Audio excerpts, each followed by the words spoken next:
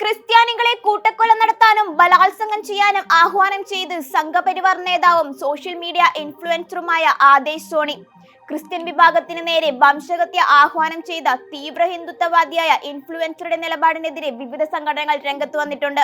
ക്രിസ്ത്യാനികൾ കുട്ടികളെ brain wash ചെയ്ത് മതപരിവർത്തനം നടത്തുന്നുവെന്നാരോപിച്ചതിന് പിന്നാലെയാണ് ആദേശ് കൂട്ടക്കൊല നടത്താനും ക്രിസ്ത്യൻ പെൺകുട്ടികളെയും സ്ത്രീകളെയും ബലാത്സംഗം ചെയ്യാനും ആഹ്വാനം ചെയ്തത്. ഛത്തീസ്ഗഡിലെ ബ്രിഷാംപൂർ, ഗണേഷ്പൂർ, ജാനക്പൂർ എന്നീ ഗ്രാമങ്ങളിൽ ജീവിക്കുന്ന ക്രിസ്ത്യാനികളെ ലക്ഷ്യം വെച്ചായിരുന്നു വിവാദ പ്രസ്താവന. സംഘപരിവാർ അനുകൂലികൾ വീഡിയോ വ്യാപകമായി പ്രചരിപ്പിക്കുകയാണ്.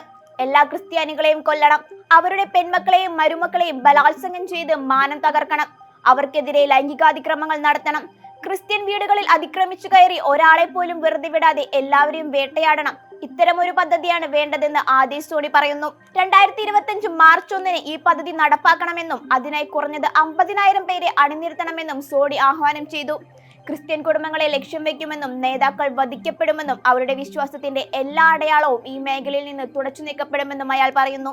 എനിക്ക് ഭരണകൂടത്തിന്റെ പിന്തുണ ലഭിച്ചിട്ടുണ്ട്, തനിക്ക് അത് മതിയെന്നും വീഡിയോയിൽ ആദേശ് സോണി വ്യക്തമാക്കുന്നുണ്ട്.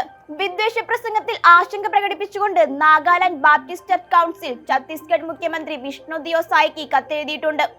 അക്രമങ്ങൾ തടയുന്നതിനും ദുർബല സമൂഹങ്ങളുടെ സുരക്ഷ ഉറപ്പാക്കുന്നതിലും നടപടി സ്വീകരിക്കണമെന്ന് NBCC മുഖ്യമന്ത്രിയോട് ആവശ്യപ്പെട്ടു. സ്ത്രീകളെയും കുട്ടികളെയും കുറിച്ചുള്ള പരാമർശങ്ങൾ അടക്കമുള്ളത് സാമുദായിക ഐക്യത്തിന് ഭീഷണിയാണെന്നും സംഘടന വ്യക്തമാക്കി.